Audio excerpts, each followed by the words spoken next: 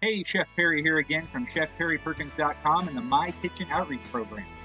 I'm a third-generation chef, culinary instructor, and author of the Home Chef series, and I'm here to help you create amazing, simple, and affordable dishes for your family.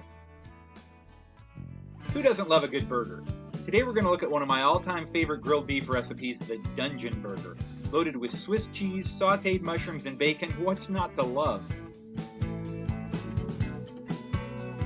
First, we're going to fry our bacon, which I usually do in the oven.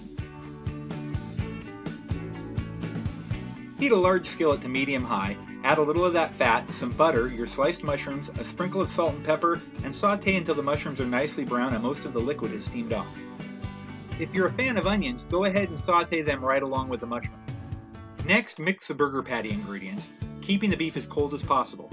Be sure to get the ingredients combined, but try not to overmix them as that tends to lead to a tougher burger. Now it's time to form the patties. I like my burgers thin, so I do quarter-pound patties, which gives me 4 burgers for every pound of beef. If you like yours a little thicker, do third-pound patties. Form into large meatballs and then gently press them into your burger mold. I like to lay down a layer of wax paper between each patty so they don't stick together while I'm chilling them later on.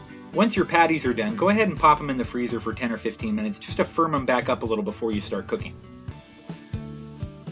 Lightly coat your skillet with grapeseed oil, which has a high smoke point, and heat to medium-high. Add 1 or more patties and fry until a deep brown crust is formed on both sides. As soon as you flip, add 2 slices of Swiss or pepper jack cheese or 1 of each. Add a splash of water to the pan and cover the burger, letting the trapped steam melt the cheese in just a few seconds. And that is a beautiful cheeseburger patty right there. I like to toast my burger rolls not only for added flavor, but it also helps keep them from getting soggy when you put the burger on. Add your bacon and your sauteed mushrooms, and there you have it, the world's best burger, the Dungeon Burger. You're welcome. Thanks for joining me again, and be sure to pick up a copy of my book, The Home Chef: Transforming the American Kitchen. It's full of professional chefs' tips and tricks for taking your cooking to the next level at home. See you next time. This is Chef Perry.